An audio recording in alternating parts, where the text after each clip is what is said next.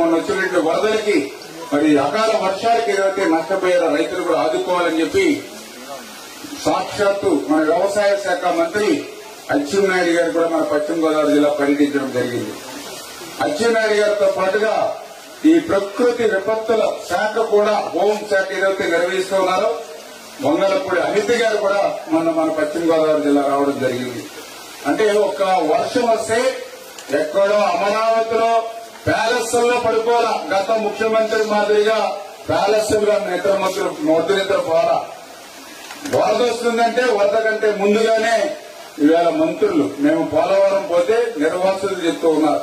గతంలో మాకు కుక్కడు మంచినీళ్ళు ఇచ్చినటువంటి పరిస్థితి 5 సంవత్సరాల్లో చూడలేదు. గతంలో ఒక్క మంత్రి కూడా మా 5 సంవత్సరాల్లో మా పోలవరం నిర్వాసుల దగ్గరికి వచ్చి మాట్లాడింది లేదు. ఈవేళ 4 మంత్రులు వచ్చారు మా దగ్గరికి అని చెప్పి సాక్షాత్ నిర్వాసితులు సైతం సంతృప్తి వ్యక్తం చేశారని. ఈ ప్రభుత్వం ప్రజాప్రభుత్వం కాబట్టి ప్రజల దగ్గరికి వెళ్లి మేము పనిచేస్తాం, క్షేత్ర స్థాయిలో సమస్యలు తెలుసుకుంటాం. అందుకే నాట్లు వేసి ఎవరైనా పంట నష్టపోతే దాన్ని నమోదు చేసి అది కూడా పారదర్శకంగా కఠినమైన నిబంధనలు లేకుండా పారదర్శకంగానే వాటిని నమోదు చేసి వాళ్ళకి ఇన్పుట్ సబ్సిడీ ఇచ్చి వాళ్ళని ఆదుకోవాలనేది ఒకటి.